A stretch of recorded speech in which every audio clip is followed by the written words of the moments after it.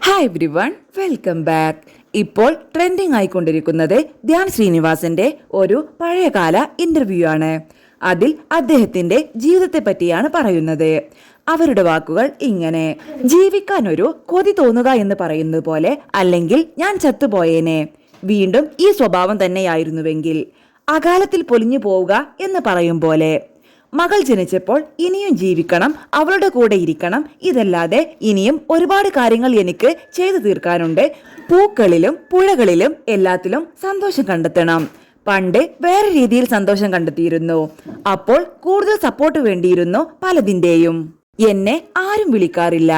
ഈ പറഞ്ഞ സിനിമാ സുഹൃത്തുക്കൾ ആയിക്കോട്ടെ, വേറെ ഏത് കൂട്ടുകാരുമായിക്കോട്ടെ, ഞാൻ അവരുടെ കൂടെ ഇരിക്കുമ്പോൾ ഓൾഡ് മാൻ ഔട്ട്കാസ്റ്റ് ആണ്.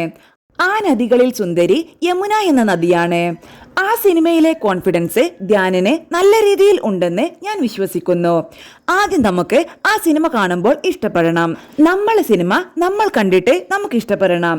സാധാരണ നമുക്കെപ്പോഴും ഇത് ശരിയായോ ശരിയായില്ലേ എന്നുള്ള കൺഫ്യൂഷൻ ഉണ്ടാവും. ഇപ്പോഴും ഞാൻ അഭിനയിച്ചതിന്റെ പേരിൽ കൺഫ്യൂഷൻ ഉണ്ട്.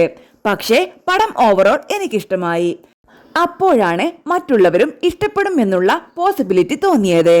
അപ്പോഴും ഇനി ഇത് തിയേറ്ററിൽ എങ്ങനെ പ്രതികരിക്കും എന്നുള്ളതിൽ വലിയ ടെൻഷൻ ആയിരുന്നു. ഇന്നത്തെ കാലത്ത് അത് പ്രെഡിക്റ്റ് ചെയ്യാൻ പറ്റില്ല. കാരണം കാണുന്ന ഓഡിയൻസ് ചെറുപ്പക്കാരാണ്. നമ്മുടേത് വലിയ ഹൈപ്പുള്ള സിനിമയൊന്നുമല്ല, കുഞ്ഞു സിനിമയാണ്. മൗത്ത് പബ്ലിസിറ്റിയിലൂടെ അതിന് റീച്ച് കിട്ടുക എന്ന് പറയുന്നത് ഒരുപാട് കഷ്ടപ്പാടാണ്. നമ്മൾക്ക് 2 വീക്സ് ഓൾറെഡി ഉണ്ട്. പടം അത്യാവശ്യം നല്ലതാണ്. ഫാമിലിക്കും പിള്ളേർക്കാണെങ്കിൽ പോലും ചിരിക്കാനുള്ളതുണ്ട്. അപ്പോൾ ആ രീതിയിൽ ഒരു സാധ്യത കണ്ടപ്പോൾ മാക്സിമം പുഷ് ചെയ്യണം എന്ന് എനിക്ക് തോന്നി.